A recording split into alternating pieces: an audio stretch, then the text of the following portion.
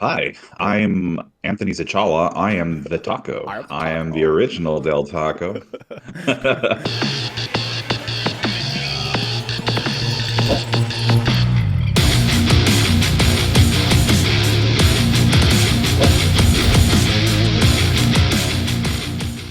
Welcome back to another episode of the Taco Time Podcast. I am joined today by my buddy Tyler Horspool. Who are you, sir? I'm your buddy. You already introduced me. He is my buddy. I'm Tyler Horspool. People tell me I won the first like major calling. I blacked the whole thing out, so I'm not sure. I'm they, on a they tell me it was but the that was a while ago. So now I'm just a resident has been now. Trying to get back to the top. You see that old guy that's like you're like, oh, he's a little bit past his prime, but he's still trying. That's me out there. Oh my god. Says the guy that dominates all of our local events. We got to get you back to dominating the big ones, though. That'll happen. That's true. Yeah. So you won the Vegas calling. That was what, 2021? When was that? Yep. That was 2 years ago now. So 2021, 750 people. So still the third or fourth biggest. I think it's the third biggest event Okay. that Flesh has had outside of New Jersey, and then this last one was pretty big as well. Yeah, they said that this one was At the biggest Baltimore. one, but I think a bunch of people signed up for swag bags, and then like I think it went from like 900 to 650. So like the calling numbers were definitely inflated. Hey, maybe I'm still number two You might be number biggest. So one. You're always number one in my heart, Tyler. thank you. So The feeling is definitely mutual since our trip to Dave's Hot Chicken. I can't forget. that's Never how forget. that's how I won your heart. I was like, "Hey, Tyler, you want to come get food with me?" And you're like, "Yes, I need a ride." And I was like, "Tight." Yeah. So how did you get into Flesh and Blood, man? Tell me about your journey. Well, tell me about card games in general, because I know you used to play Magic a lot. I don't know if you still play that much, but I knew you were a big Magic guy. Yeah. I mean, I was a big Magic guy for about 10 years. Played very little in the way of other TCGs at the time because it was like really like I played a little bit of Hearthstone, which is online, and then I got into Pokemon for about 2 weeks with that. Um, but 10 years of Magic the Gathering up until 2021, which is when I caught wind of Flesh and Blood. Okay. Uh, Now I'm kind of like a more. I've been playing a bit of Battle Spirits recently, but Flesh and Blood is still like it's the game of my heart. I can't play other TCGs the same Sure. anymore. But I've been playing cards and games since I was 6 years old. Like I learned how to play poker from my grandpa Hmm. at 6. So this has been like a lifelong journey of picking up these skills to um, to play these games. I'm not one of those people that's like naturally gifted. I was a kid. I was a prodigy. No, it's like I've been putting a lot of. I started way before anybody else. So Yeah, for sure. um, I mean that's been the journey for me. Um, I remember that when we were at Baltimore, you were like, "Hey, I'm gonna go play poker," or like, "I'm gonna stick around and play poker for a couple days." Is that something you do often? Like, are you pretty consistently in the casino playing poker? Depends on the time. Sometimes you got to be financially responsible and you got like bills to pay. But if I Sure. have extra money, I always in any card game pretty much ever, I'm willing to back myself over anybody else. Yeah. And since poker is playing against other players and not the casino, yeah, you'll find me like I'm sure when we're in Vegas for nationals, we're at the Westgate. The Westgate has a poker room. Like it'll be hard to stay out of there. Given I have a lot of friends that like Chris Ioli also plays poker, so Okay. you might see me and him in there. I definitely love playing poker in Vegas. I'm not great at it, but I will definitely lose all my money drinking all the free alcohol. So I'm like exactly who you want to be at the poker type table. After like an hour and a Hmm. half of just covering blinds and maybe playing one or two hands that are probably too cracked to lose, you'll be like, that's the sucker at the table. So if you find me there, just be gentle on me. Oh, I'm already taking notes down here. Like Anthony Zachala will give me money.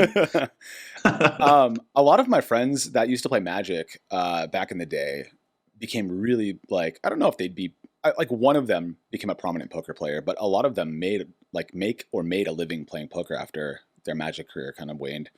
Um, and I'm wondering, what is it about TCG's Fab Magic that translates directly, or is it the other way around, or is it just analytics? Is it statistics? What is it for you that you find to be useful with both games? I suppose. Yeah, so the most obvious thing is they both use hybrid geometrics. Like, if you can plug into a hybrid geometric calculator, what your odds of drawing it. So we're talking about statistics here. Your odds to draw a specific card translates directly to both, Okay. TCGs and that's the most obvious one. But I like to think of almost all games on a spectrum of no luck to all luck. So usually I use chess as my example of a no luck game, right? Like, yeah, somebody could sleep better or whatever, but the game is perfectly objective. There's no way you can gain an advantage by drawing or changing something in the game, you like other than the move that you made. So it's a perfectly objective game all the way to like usually I use poker at that end. I mean, really, you could get to even more luck based games that have no skill, Hmm. but I like to keep it to games that have some skill attached. And so I like to think of TCGs on that spectrum. Sure. And Flesh and Blood, the reason I like it so much is to it's closer to chess than it is to poker compared to most of the other TCGs. Yeah. Right? In Magic, I've seen the best player in the world could lose to the worst player in the world if they just drew no lands over and over and over. Right? The Like it's variance is possible. way lower. Variance is way lower. Yeah, in Flesh and Blood, I would say that's next to impossible for the best player in the world to lose to the worst player in the world, right? Like, so obviously, I think it's a more objective game with less variance. So, reason I'm naturally drawn to it. Even though I do enjoy the variance games too. It's just I'm more drawn to chess. I'm also a chess player.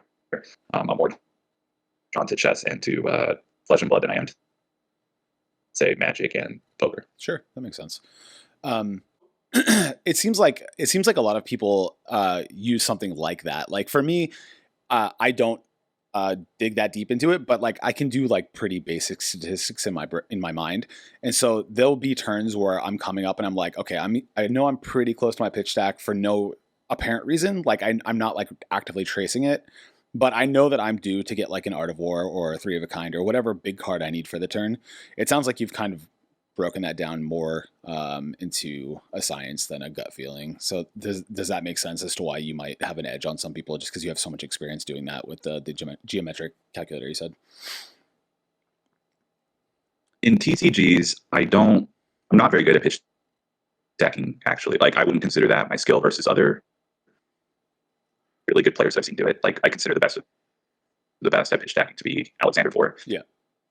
who plays Wizard. I've never seen anybody be able to memorize their whole deck like he does. Like I know other players that are decent at it, and I've seen players like Tarek or Matt Rogers, like they can track your pitch stack and their pitch stack together, which is quite That's wild. amazing to me. I'm not good at that either. I'm good at stacking, certain cards together to know, so like if I'm playing Oldham, I'm playing, or sorry, they're playing Oldham, I'm playing Briar. I am good at stacking like two Bramble Sparks with, a confused card in an attack to know that I have like a really good turn that turn. Sure. And then I'm also like I have that more down to a science in poker where I can calculate the percentages in real time. Mm-hmm.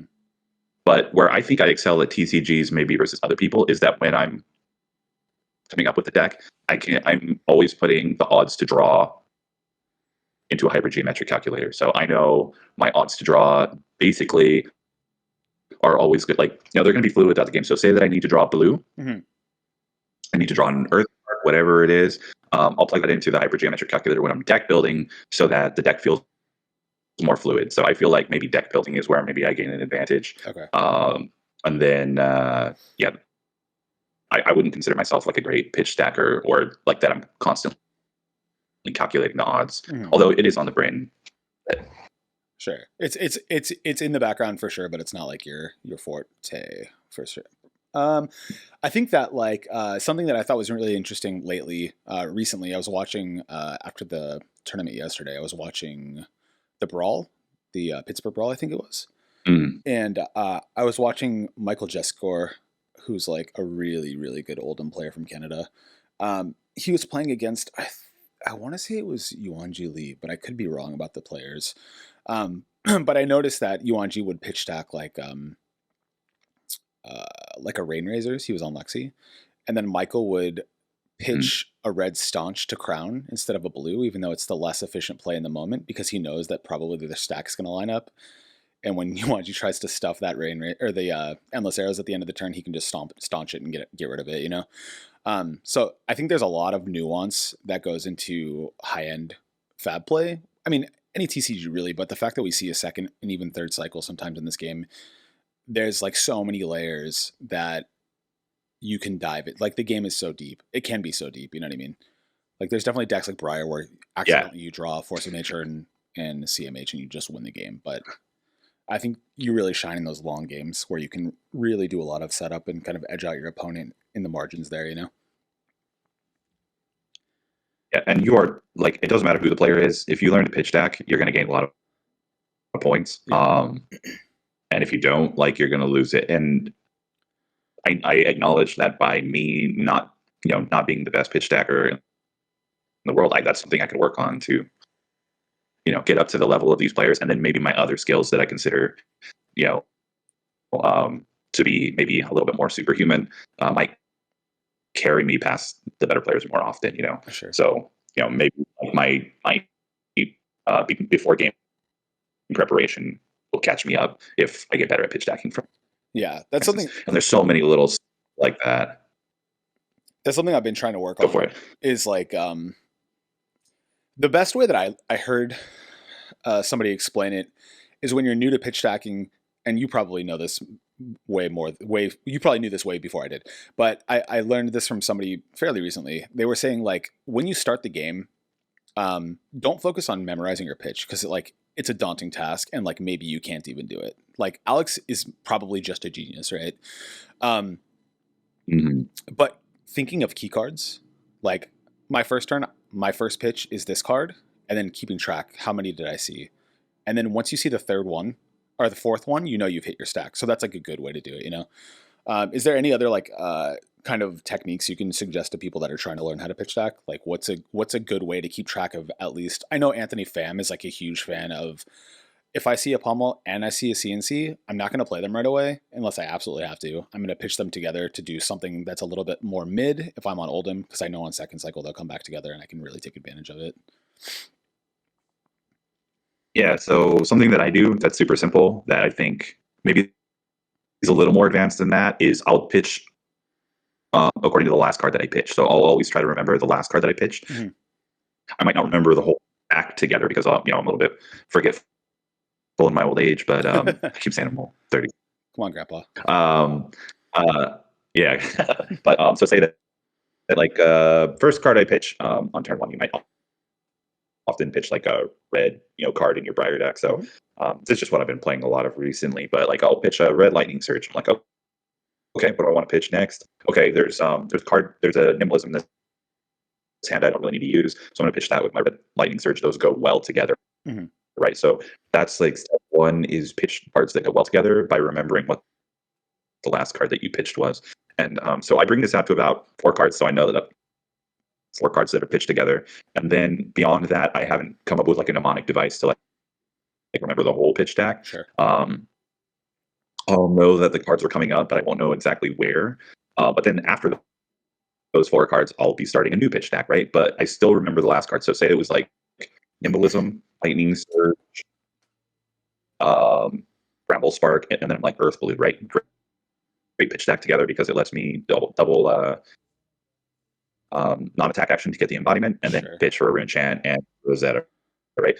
Well, I still pitch the Earth Blue last, so maybe. I mean, it's not often that I want to pitch a CMH, but I know that I pitched Earth Blue last, so I could pitch CMH at that point because it goes with the Earth Blue in case the pitch deck doesn't line up. So that way, it doesn't matter which four cards I drew together. Like it's gonna work out at the end. But then I know like, oh, that's like 4 non-attacks in a row. That could also not be good. So maybe I should start pitching attacks now. Okay. So there's always, that is always on my mind. Is like what were the last couple of cards that I pitched, and how can I make that pitch deck work so that I don't draw a dead hand. Sure. That's probably the most beginning thing that anybody could do to make sure that later, because that's something you have an effect over, right? You can draw dead hands from stuff you didn't pitch deck that you shuffled, of course. But stuff that you pitch deck, you pretty much you're not going to have 100% control over it because you need to have good turns now, but you can affect it, right? So that's like probably number one beginner skill that I'd recommend. Okay, that makes sense. I was thinking about this the other day when obviously Hamilton's one of the best players in the game, if not the best. You were saying like Tarek has this. Yeah, so some say that. No, I'm just kidding. Yeah. Tarek has this great ability to memorize both stacks, which is crazy. But I've noticed like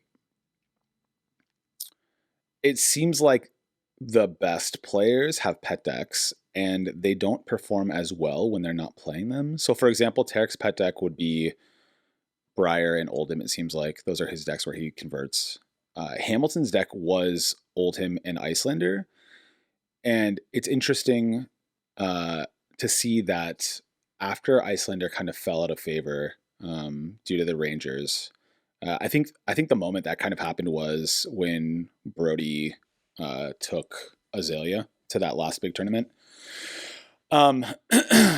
Michael, I'm not saying he's not the best. He's definitely insane, right? But like he's played Lexi, I think, at the Pro Tour, and like just wasn't really able to convert with it. Do you think that is there something about play styles that click better with players, or what do you think causes things like that? Is it just that he had so many reps with Icelander going into Worlds that it was like an easier trip for him, or what about playing different decks? Because we already talked about variance. It's not variance, right? Because there's so many ways that at high level you can mitigate the variance. Is it matchups? You would imagine that all the guys in the Wolfpack and all the guys in Runaways and all the guys in the big teams spent countless hours, doing the math and saying like, this is the best deck. Let's test the crap out of it. So what do you think happens when those super huge, like high prominent level players come to big tournaments and they don't convert? Like, why is that, in your opinion?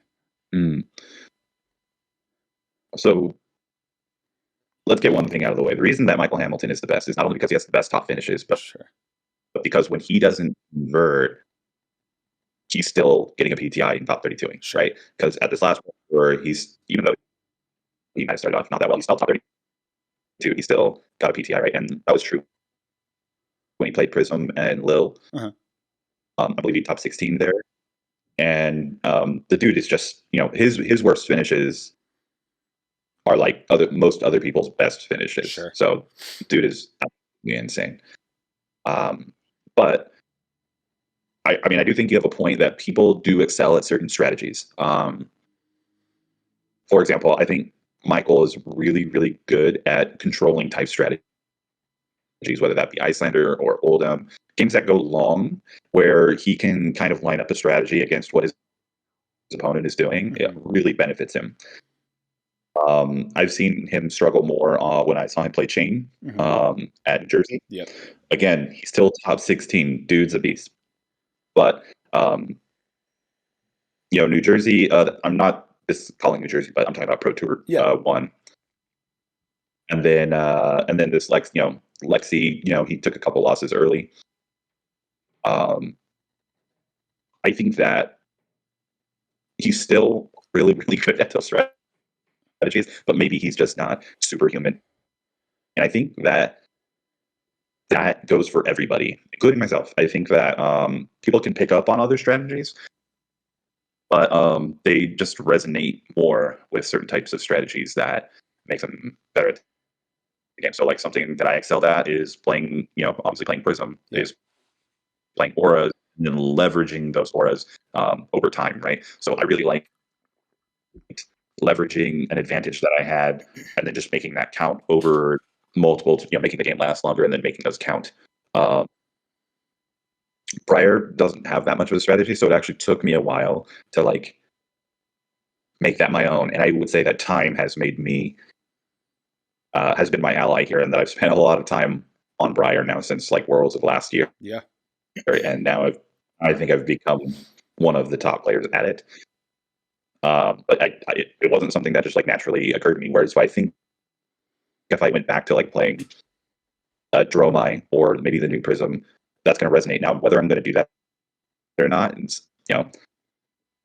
is to be seen. But I do think that there is something to be said that some players just are really good at certain strategies, and I think this goes for everybody, even like from the beginner players all the way up to the most experienced. Is that everybody's going to have something that makes more sense to them. It's like seeing statistics on one hand. People really like statistics, but then they see calculus and they're just like completely lost, right? Sure. So I think this goes for anything in the world. Yeah, that makes sense. I think also when you play decks like Briar and Lexi, like you were saying, he's really good at formulating a good long game plan. When you play decks like Briar and Lexi that can just win sometimes in the first 4 or 5 turns, you take that out of the you take that factor out of the calculation, and you end up with a situation where you're kind of hoping that the shuffle was good enough, because if you can play long enough, you can manipulate the shuffle, you can manipulate the stack, and then the amount of like if you play an Icelander or you play an Oldhim, it's 1,000 micro decisions, and those add up to a win usually. And so I can see that, like if you're on a deck that's Fi, Briar, Lexi that can just win in 4 or 5 turns, you're kind of dealing with only the aspect of how well you play the cards that you're dealt, because the second cycle is probably not coming. You know what I mean? Unless you're playing against Oldhim, of course. So I can see what you mean by that. So I would say probably that the best players will excel the most in games that do go long, like in general, right? Like if you can make the game go as long as possible and you can make the most correct decisions with the right setup, you probably just win all those games, which makes sense why he would win with Icelander, right? Yeah, there's a reason that the best players in the world, the best players in the world right now, you were just talking about Michael Jasker. We're talking about Tarek, Matt Rogers, obviously Michael Hamilton, Pablo Pantor recently. There's a reason that these players gravitate towards decks that take a long time to win, is because they think that if they're really good, you can leverage multiple turns into win. And they're absolutely right, right? Like if you're the best player in the world, you want more turns to prove that you're better. Just like, I think that if you have more rounds in a tournament, I'm going to like do well more of the time, is because there's less variance there. There's more rounds for me to prove that I belong in the top 8. So Sure. I think you definitely have a point there. So how does that translate to mental fatigue though? Because like 16 rounds of playing Oldhim has to be killer. Like I played Oldhim once at a big tournament, and it was the team calling, or the team battle hardened that we did in Vegas, the Blitz one. And my team was like, we need an Oldhim, because like, oh, of course. And I'm like, well, I have the equipment, so I guess I'm playing Oldhim. And I picked up the deck, and I think I lost 1 game all day. We didn't day 2 because my teammates didn't do so well. But even just playing half-hour games of Blitz at the end of the first day, my brain was fried, right? So how do you deal with that? How do you guys deal with the mental fatigue of that?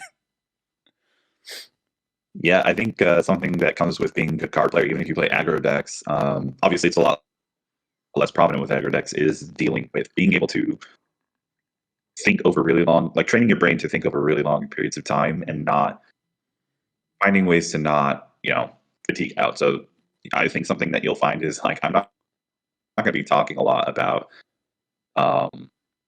like what sideboarding strategies or what I think the next game will look like or anything like that. I'm trying to clear my brain in between rounds because if there is in between rounds, because those games can go so long. Everybody's got their own method, but I think the best players in the world are going to be able to excel at, um, being able to think at a high level over long periods of time. And I think that goes with my poker playing as well. Is Sure.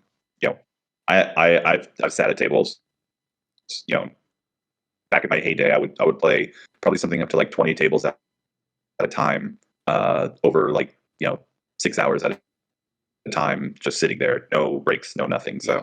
So I was able to train that way. I think other people have other things, but being able to do that is going to be key for anyone trying to win a big tournament. It's 16 rounds. It doesn't get shorter. You have to be able to do it Yeah. in order to excel at the highest level. Yeah, I think that being able to do that is just like a huge, if you can figure that out. Like I was talking to a couple people after Worlds. I ended up playing the calling in Worlds because I scrubbed out of Worlds, and I did decently well. I think I topped 20 forward, which I was stoked about. That was my first time like not topping, but like doing decently well in a bigger tournament. And at the end of day two, even though day two was shorter, I started making really dumb little mistakes, and I was like really hard on myself about it. And I think I even reached out to you, and I was like, "What the fuck?" But um, finding ways to take care of yourself in between rounds too, like you said, you like to clear your head. I was talking to Daniel Rudkowski about it, and he was. I see him at tournaments, and he'll be, you know, 5 rounds deep in day two, and I'll look over and he's drinking like an Ensure. You know what I mean? like, and I talked to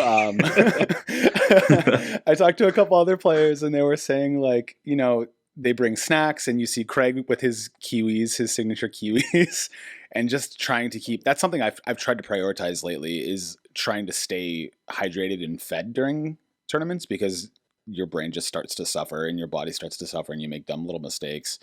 Um, is there anything like that you do during tournaments, or are you kind of just trying to be zen and like kind of alone in between rounds? Because like when I see you at a big tournament, I'll check in and be like, "How you doing?" Maybe we talk for a second. You'll talk to the team for a second, but then like I kind of don't see you. So do you prioritize like just quiet time in between rounds, or how does that work for you?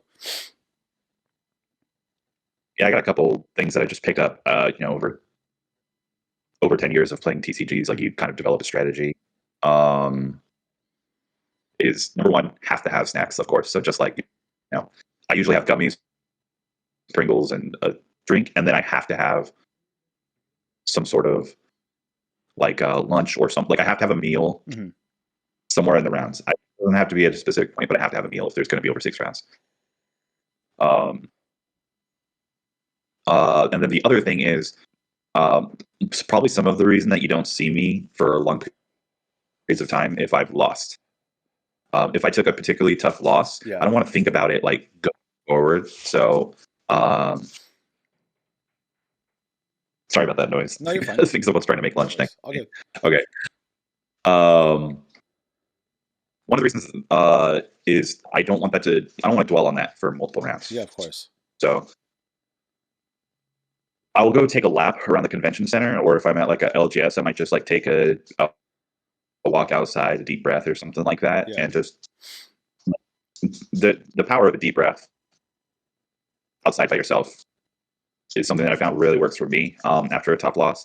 And it's not that I'm like particularly sad that I lost. I think I've gotten, for the most part, over that feeling that you see some people get when they like take a loss and they're like, I can't believe I lost, kind of thing. Yeah. I think it's more, I don't want to think about it going into the next round, that like how I made a mistake or how I drew a particular card, how, woe is me kind of thing. Yeah. I need to get ready for what's up next, and that helps my brain stay fresh. So those are like the two biggest things that I do, is make sure that I'm fed and make sure that, and also, I guess maybe you won't see me being like the head person talking about what happened in my round, especially if I've won.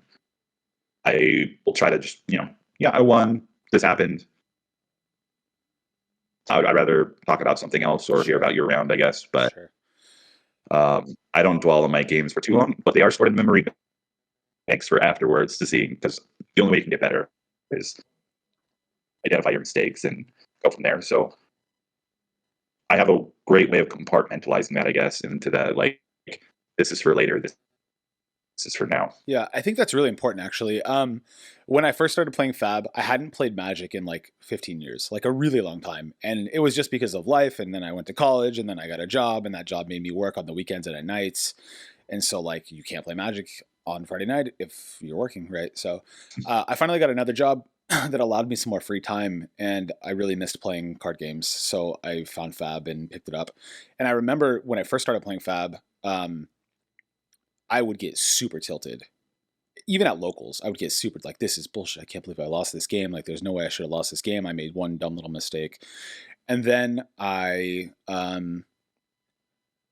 couple things happened. The first thing is, I think that after you need to get like hardened a bit, right? You have to get used to those bad beats, right? Because whether it's your fault or not, like, they're gonna come regardless. It's gonna happen, right?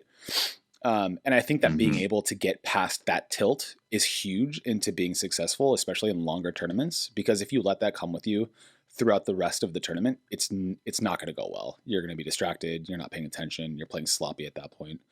The other thing that I noticed that kind of helps me a bit is I keep a journal, like not like a diary or anything, but like when I play games, I keep my life in a journal in like a little, looks like this thing, right? I keep it like a little moleskin. And after I have a game where I notice something that I didn't know before, or I make a really bad mistake that I wasn't completely aware of, I'll write notes in that and then I'll review them. So I'll say, okay, I played against Tyler. He's on Briar. Keep note of this specific interaction that might come back to bite you in the ass later, and I'll try to review it. And it's not like I go home and study it, but it's something that I feel like even if you just write it down with a pen on paper, you're more likely to remember it, you know? So I think there's definitely ways to kind of mitigate that stuff. I've been noticing as we get into the RTN season, some of my friends who are usually very lighthearted have been a little bit more tilted lately. And I can see that affecting their play. You know what I mean? And I think that you make a good point. Like, not carrying that and probably not talking about it, and not in a way that you're stuffing your feelings down, but also just like not dwelling on it is probably super healthy. I know that after rounds, I typically don't want to talk about my game either. Like, I don't really care to brag if I win, and I probably have if the play is insane. I'm like, oh, this was nuts, right? But that's just me talking to my friends, and I don't really want to talk about it if I lost. So typically, what I'll do is I'll go check in on other people, because it A, gets me out of my own head. If there was a bad loss, but B, like, I don't want to dwell on what just happened because it's in the past, right? So I think there's definitely ways that, and everyone's going to be different, but I think there's definitely ways to kind of mitigate that bad beat feeling, or the staying preoccupied on a game that's already happened and not being prepared for the next one. I top aided yesterday, and I got destroyed by this Azalea deck that just played like 7 red in the ledgers in a row, and that was the last round. And I was like super on edge for like 30 seconds. And then I was like, oh, I'm playing Zach. He's probably going to beat me. That's fine. Let's go get lunch. And me and Zach went and got lunch, and it was fine, you know? But being able to get past that was so huge. In general, being able to get past those bad beats is super, super big. And I remember talking to Tannen at PT1, and he said that people, because he's a caster, will come up to him a lot and tell him about their games, you know? And I remember he went to some vendor and he bought a bunch of the card Bad Beats. And every time somebody would walk up to him after a round, he would pull one out of his pocket and hand it to them. So I think that being able to make light of stuff like that too, and just realizing that, like, yeah, it's important. Yeah, it means a lot to you, but it's also just a game and you have to get past it, is probably a big thing. I kind of want to get Yeah. into your team, because you got a pretty stacked team, my friend. So it's you and Chris Yeah. and Craig and God only knows who else, Dennis, and who's on the team. Tell me about the team. Tell me about the squad. Yeah, so the team changes from time to time. So we have it started off as just like a random Discord. We were searching out people for PT1 Sure. to test with. We're also qualified. And so this was a lot of the Orange County guys. So, Anthony Fan, Dennis, Andrew, Rudin, um, and then some of the we ended up getting like that wasn't enough probably testing partners. So Sure. this is on top of me and Chris. Obviously, me and Chris and Brandon Abarca. Those were like the three that were qualified, I think, for PT1 from our Riverside kind of deserty area. Sure. We got Zane from San Diego, and then we had the four brothers from Arizona and Peter Budzniak from Las Vegas.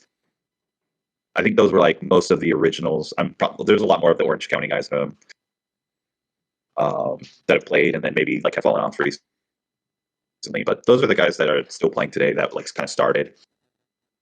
And we just started off playtest, like we were like, this is chill. This is what we do. Yeah. And then what ended up coming up was what do we name ourselves? And this was probably the most fun part. Like, because you have your stuff where you're like testing, and you want like-minded people. Everybody, that starting a team or getting into a team knows that. But what ends up being like the things that keep you together is the fun that you're having Of course. along the way, right? So like you actually like have fun. And everybody was like, what do we name ourselves? And what we're like, well, Chris put together all these PowerPoint presentations and did all the stuff. So we ended up calling ourselves the Chrisiology experience. It's like a kind of like funny thing. Because Chris is a little bit introverted if you've ever met him. Yeah. And so we thought it would be funny if we just like named our group after him. Of course. To do it. And he put in all the time too. So it's like not like it was like kind of facetious backhanded, but at the same time also like this is really what the group is about. And then we shortened that from there to the experience. But everybody who was there at the beginning knows it's the Chrisiology experience is the full name. That's so funny. I noticed yesterday. Since then, let me interrupt you really fast because you said he's really introverted. Yeah. I noticed yesterday.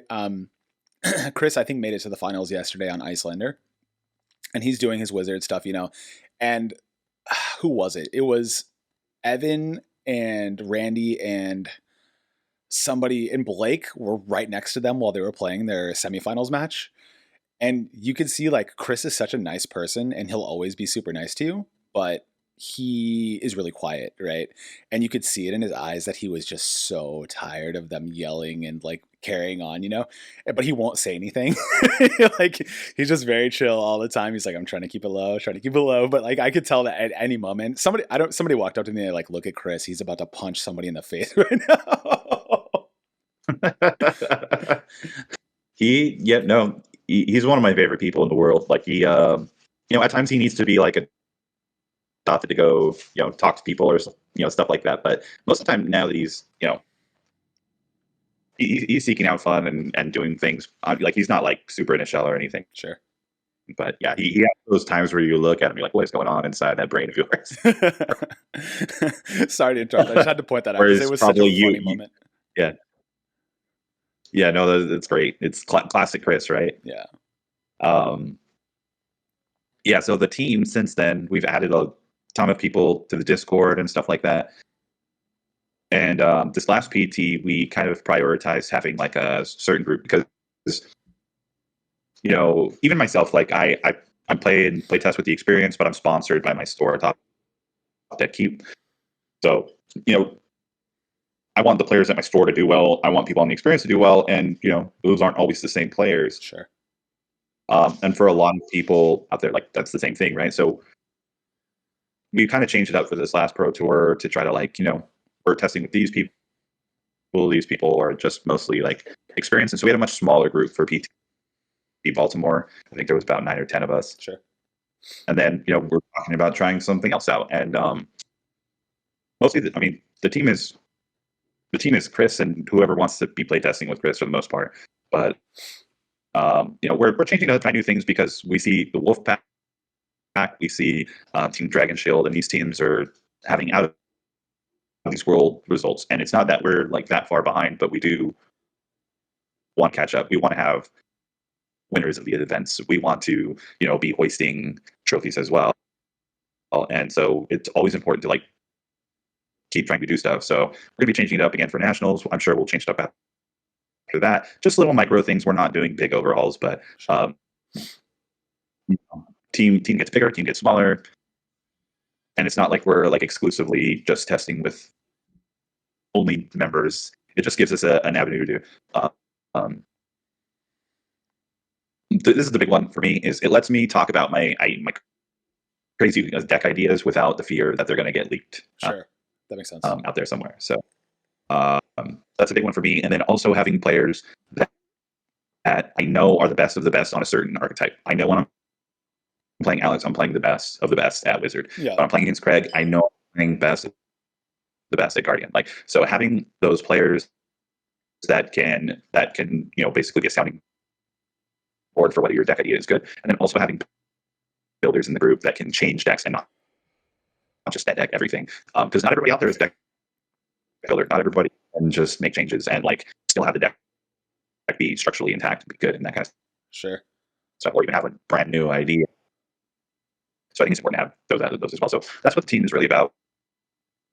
It's really just having that avenue, not to be exclusive to like, I only test with experienced members. Sorry, I can't talk with you, or I can't do it. Now, can I talk to other people about, what Chris's deck ideas or Craig's deck ideas are? No, I can't, because that would violate their trust. But what I can, I can talk about my own ideas. I can talk about, I can test with other people. So it's not exclusive in that fashion. Yeah, I think one thing I've learned recently, especially in preparing for the last Pro Tour, is that not all playtesting is equal. I jammed a ton of games on Talishar, and like, I am of the firm belief that playing random people on Talishar at this point will just make you a worse player. Like, and that doesn't waver at all, because there's sometimes you get paired into insane players that are really good, and sometimes you get paired into somebody who's just learning a deck, and you'll get overconfident and you'll make plays that you shouldn't, but that you can take advantage of in the moment. And I think that being able to differentiate between that in real time is fine, but when you create patterns that are habits based on that kind of playtesting, it's detrimental to your game overall. And so I think having a dedicated playtest team that you are able to lean on is something that's super important. So I think it's great that you guys have that, and finding people that are willing to playtest in general is actually exceedingly difficult.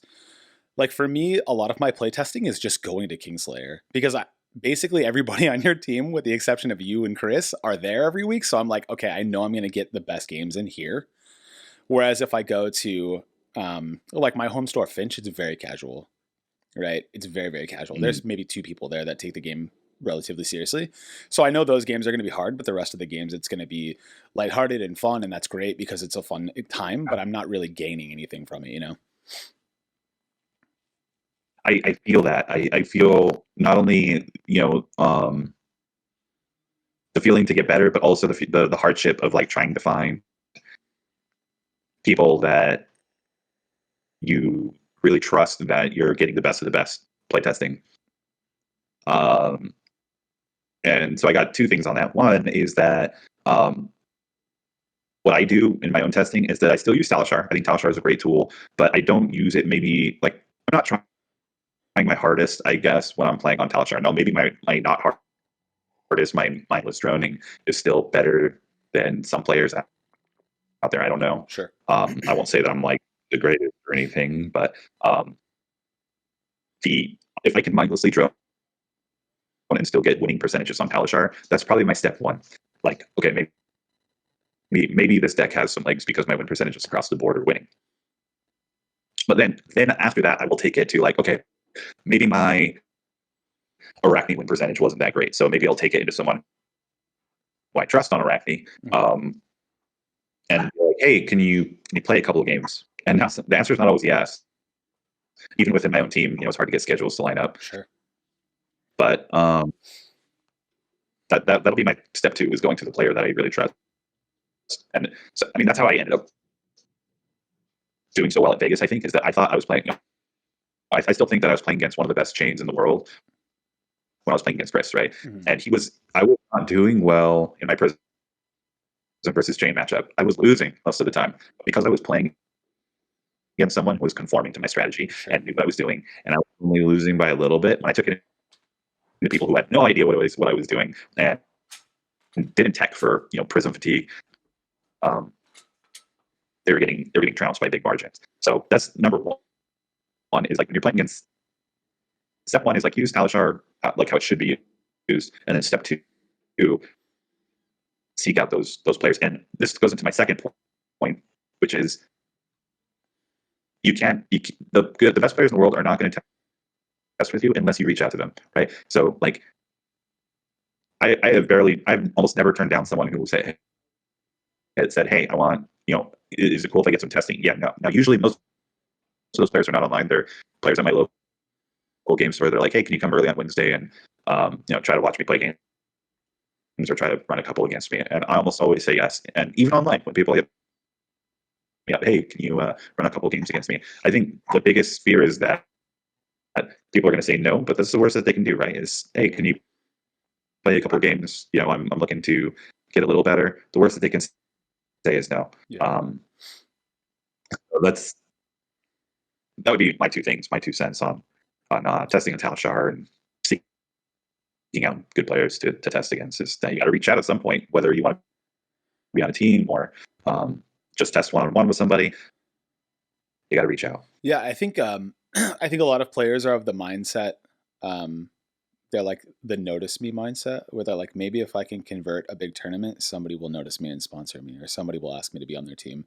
And I found that actually just asking the people that I consider to be friends in the community has been way more beneficial. Like, for example, after the first pro tour, I was feeling a bit deck homeless because I was on some degenerate Stubby Hammerers deck before Fi was a deck. And they announced that Stubbies was getting banned. And I was like, well, man, this sucks. And so Dennis Pham, actually, I was testing Viserai because I liked the flavor of Viserai. And he would watch me play my games and take notes and be like, okay, you did this wrong. You did this wrong. This was good. Do this differently next time. And I mean, this didn't happen a ton of times, but the times that it did, it definitely the only way to get better at anything, I feel like, is to play with people that are better than you. Because if you're always just winning, you're never going to learn anything, right? Because you'll think that your bad habits are probably good enough. And so you just get into the habit of making dumb decisions and being risky. And sometimes you need to just YOLO it, but like a lot of the time it can be a lot more calculated. So I think that definitely if people are trying to get better at the game and you know somebody that's better than you and you're on any kind of speaking terms, I think just reaching out and asking is probably a great piece of advice. Because there's always things we can all learn. You know what I mean? Everybody's constantly learning. Even the best players in the world are constantly learning. So I think that's good. Yeah. In general, what are your goals for the next year? Like with Fab? I mean, obviously the goal is be the world champion, right? But like, what's your Oh, of course. yeah, what's your timeline look like with Fab? How are you feeling about the game at this current moment?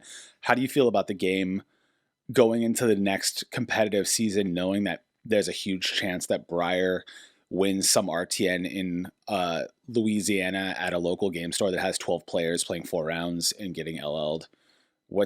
Are you looking forward to Prism, or like what's on your mind with that stuff? Yeah. So at the beginning of the year, I posted like a Fab resolutions type thing where I went kind of big, and I'm still on the train. So some of my goals were like, I want to be top 100 in limited again, because Tales of Aria season was really good for me. I crushed that draft format. I was top 25 for most of the season. Mm-hmm. Sorry about that. And then Uprising came and it stayed around for forever, and I just wasn't very good at forcing champions before the draft happened. I've become a little better at it, but between the Pro Tours and Worlds, my limited rating really tanked to even below 1,500. So, I went through a big struggle portion where, I was top 64ing. Yeah, I was trying to, do my constructed was trying to carry me as much as far as it could go, but I wasn't getting top finishes at tournaments. Yeah. That leads into now I've done. I just 4-2'd at the Pro Tour for limited, and then now I'm 7-2. So I'm trying to keep that train going because I'm closer to 1,600 now, and I'm trying to get that up to top 100 material. when I constructed it, it was already, I'm already in the top 25. So what I wanted to try to do is try to get into the top 3, I think. So I'm trying to aim big at a lot of things and seeing how many I can kind of peg down. Sure. Uh, so I want to try to go back to those resolutions and try to see where I'm standing up halfway through the year, and seeing if I'm making headway towards those goals. It's a little bit harder because there's not as many events. There's one nationals and one worlds left, and with this qualifier season. So I'm a little bit scared that I don't have enough, um, break points or rated games to actually get some of those type of goals. But Sure. really, goals can be broken down into like how many games can I win, right? So I'm just trying to win as many games as possible at these tournaments, and I'm trying to make sure that I get qualified for these tournaments, whatever avenue suits my needs. Usually, it's just luckily for me, it's been win an event every time, and then I get to lend out my PTIs or sell my PTIs to friends usually. Sure. Which is great, but those are my like hardcore, like competitive goals. At my armory, it's a goal of mine to basically play a different deck every week. Get out of, with all the competitive stuff, sometimes you forget that like I'm playing this game for fun. Is like I have fun playing competitively, but in that mindset, I want to win every time. When I'm playing at my armories, I want to make sure that everybody's having a good time. So I try to bring a different deck every week and different strategy that people maybe aren't used to seeing. And usually I get obliterated. So it's always fun. And then I like to continue to be a voice on Twitter for